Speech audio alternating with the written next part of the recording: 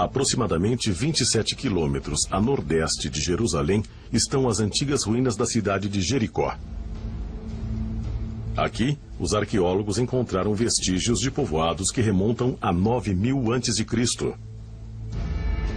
Segundo a Bíblia judaica, acredita-se que Jericó tenha sido onde Deus falou com Josué, o sucessor de Moisés, e o orientou a marchar em volta das muralhas da cidade uma vez por dia durante 6 dias, com 7 sacerdotes levando trombetas de chifre de carneiro, seguidos da Arca da Aliança, o baú de ouro que guardava os 10 mandamentos. E então, no 7º dia, sob as ordens de Deus, Josué e os israelitas marcharam em volta do perímetro da cidade uma última vez. Só que agora, tocando as trombetas de chifre de carneiro. As muralhas de Jericó caíram e a cidade foi dominada.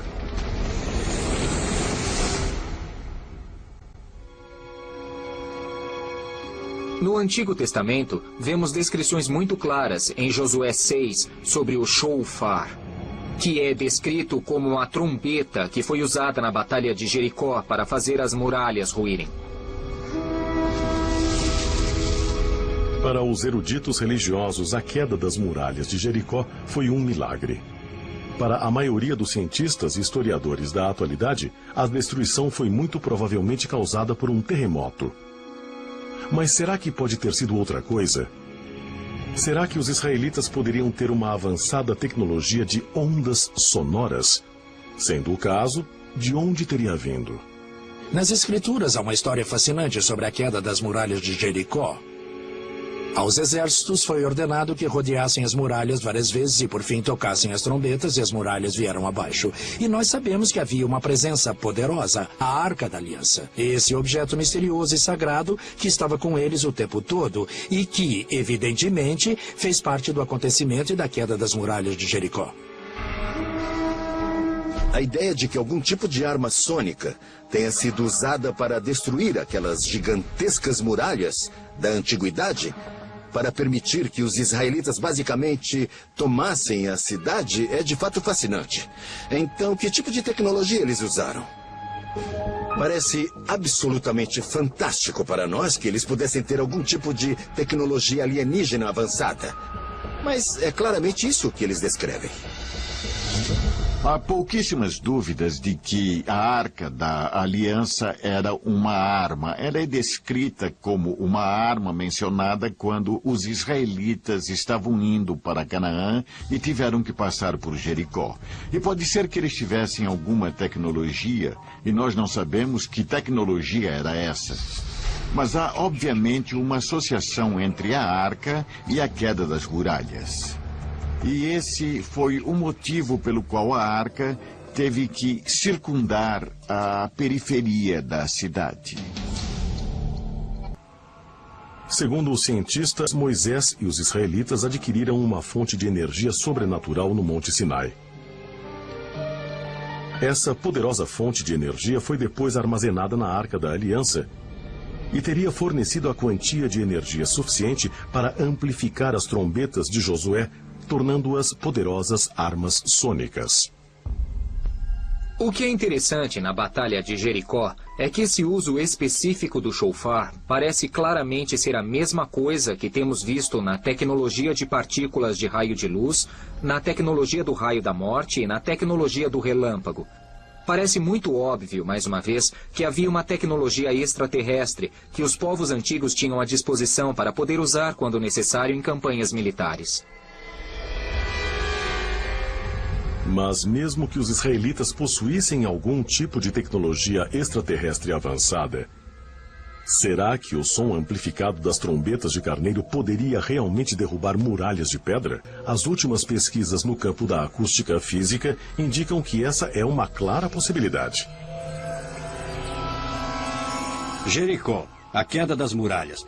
Se você disser que isso aconteceu, provocado pela acústica, provocado por som... Bem, a possibilidade tem que ser que de alguma forma houve uma ressonância nessa muralha. Pode não ter sido na muralha inteira, pode ter sido em alguns dos materiais estruturais. Quando a ressonância acontece, a amplitude fica bem grande. E sim, pode. destruir praticamente qualquer coisa, porque o que a ressonância faz é armazenar enormes quantidades de energia e você vai alimentando-a, e uma hora ela destrói tudo. Quando você quer conhecer a força do som, é preciso entender o básico, que o som é uma onda de pressão. E tudo vai depender da quantia de energia que você colocar na onda sonora. E se essa onda, de pressão em particular que você gerar, vai se unir ou impactar aquilo que você quer destruir.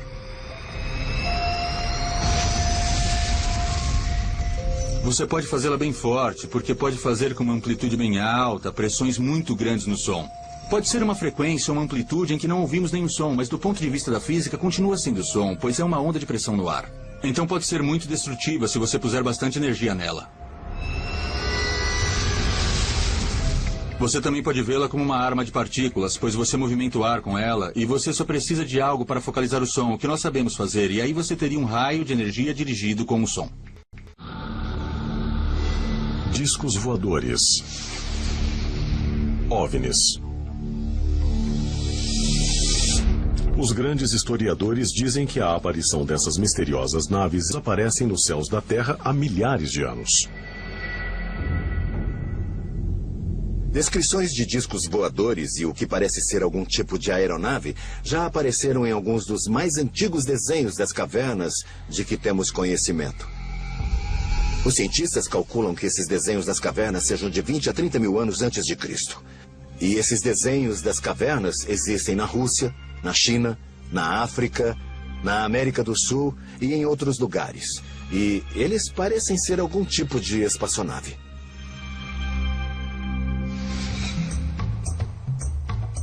Podemos analisar as antigas inscrições sumerianas da Babilônia e vemos realmente alguns discos. E vemos a mesma coisa no Egito, onde há discos redondos saindo deles. Isso com que estamos lidando são provavelmente discos voadores que eram vistos no espaço. Guatemala, América Central. Segundo a maioria dos grandes estudiosos e arqueólogos, os primeiros povoados da humanidade nesta região são de mais de 14 mil anos atrás.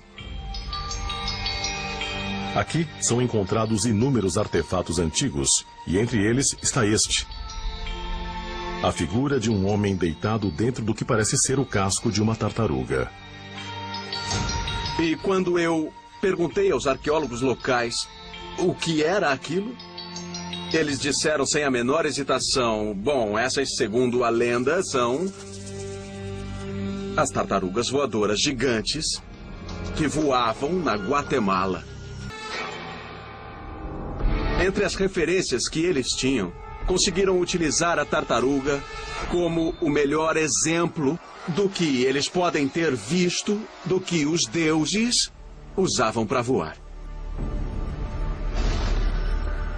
Do outro lado do mundo, em 329 a.C., o governante grego Alexandre o Grande planejou a invasão da Índia. Mas, segundo textos antigos, seu exército foi supostamente bloqueado por um estranho ataque do céu. Quando o exército de Alexandre estava se preparando para cruzar o rio Indo e invadir a Índia, de repente, no céu, surgiram alguns discos voadores.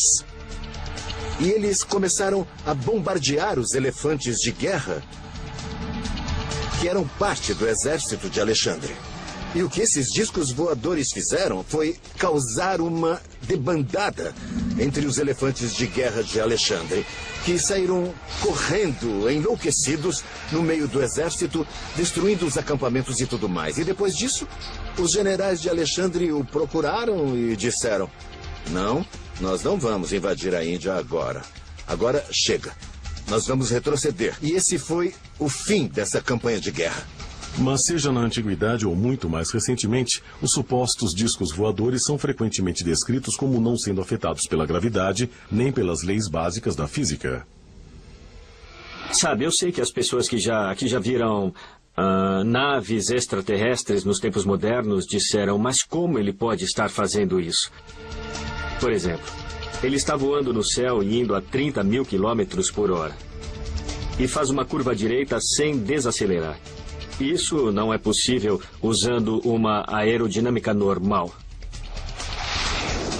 Quando jatos eram enviados atrás de discos voadores, os discos eram descritos como, de repente, virando em ângulos fechados, com super velocidades e simplesmente sumindo no que pareciam manobras acrobáticas impossíveis. Isso pode ser explicado como o tipo de tecnologia que eles utilizam, que é com controle de gravidade. Isso é gravidade artificial. E quando você está dentro de um campo gravitacional que você mesmo está criando em volta da sua nave, a gravidade da Terra não exerce força sobre você. Mas apesar de a propulsão de aeronaves por meio de manipulação gravitacional estar além dos limites da nossa atual tecnologia, muitos cientistas alegam que isso é teoricamente possível. O interessante é que temos exatamente as mesmas descrições nos textos antigos e também nas tradições orais, em que sempre que esses deuses, entre aspas, apareciam, havia muita fumaça, muito fogo, muito barulho e o chão tremia.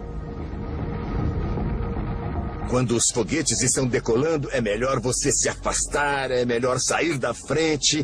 E isso aparece muito nas antigas lendas também, quando os deuses chegavam e partiam. Podiam muito bem ser só esses foguetes ou outros veículos aeroespaciais aterrissando e decolando e fazendo muita fumaça e barulho. Quando você está lidando com esse tema e olha a literatura antiga, você tem que olhar pela perspectiva de como era essa experiência em uma civilização sem nenhuma base para entender a ciência e tecnologia. E eu acho que na antiguidade muitas pessoas viram alienígenas. Só que eu acho que a maneira como esses eventos eram relatados era em metáforas, de forma que fizesse sentido para eles. Na China, por exemplo, existem as histórias de dragões voando pelos ares. Eles fazem muito barulho e sai muita fumaça deles e fogo, como um foguete. O primeiro imperador da China chegou em um dragão flamejante, com fumaça e fogo. E sempre que esse dragão aparecia, o chão tremia. E todos ficavam com medo e se jogavam no chão. Agora, é claro que não era um dragão de natureza biológica, um ser vivo, mas uma máquina mal interpretada. Se você observar os deuses gregos, todos eram descritos voando em carruagens de fogo. Bom, uma carruagem de fogo para mim claramente parece muito algum tipo de foguete, provavelmente queimando os motores enquanto aterrissava em algum lugar da Grécia Antiga. No Antigo Testamento, eles falam sobre uma fornalha reluzente como a glória de Deus. Quando esses deuses da antiguidade resolviam descer do céu em uma rajada de raios, trovões e depois saíam da espaçonave, eles eram vistos como deuses. Esses alienígenas da antiguidade tinham uma tecnologia fantástica disponível. Uma tecnologia que devia parecer mágica para nossos ancestrais primitivos. E quando essa gente descia do céu com suas avançadas armas de energia, eles pareciam deuses para nossos ancestrais da antiguidade. De 5.000 a 2.000 a.C., o sul da Mesopotâmia abrigava os sumerianos, uma civilização altamente avançada, onde surgiram alguns dos primeiros astrônomos.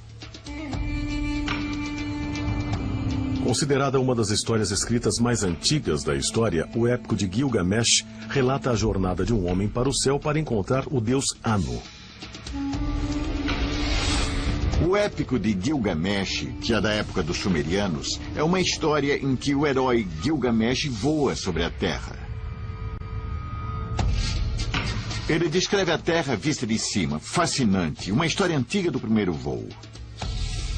A civilização mais antiga de que se tem registro, a cultura sumeriana, nos deixou vestígios do que é chamado de Shen. Esse objeto é bem parecido com uma cápsula espacial moderna, que é colocada na ponta do foguete. E esse Shen é onde os sacerdotes entravam para interagir com os deuses, ou quando o homem estava subindo ou descendo do céu. Então é um termo muito interessante, usado em uma cultura que existiu em 3800 a.C. e bate claramente com as descrições de um foguete moderno. Será que o homem da antiguidade pode ter tido um entendimento surpreendentemente sofisticado do que hoje chamamos de propulsão de foguete?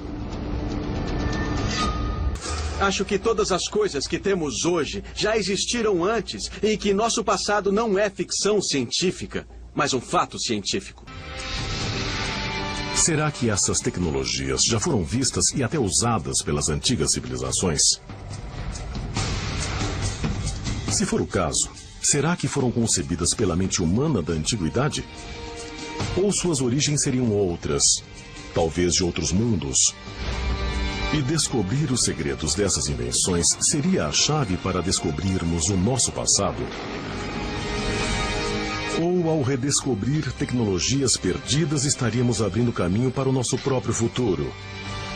E para o ilimitado potencial do universo infinito?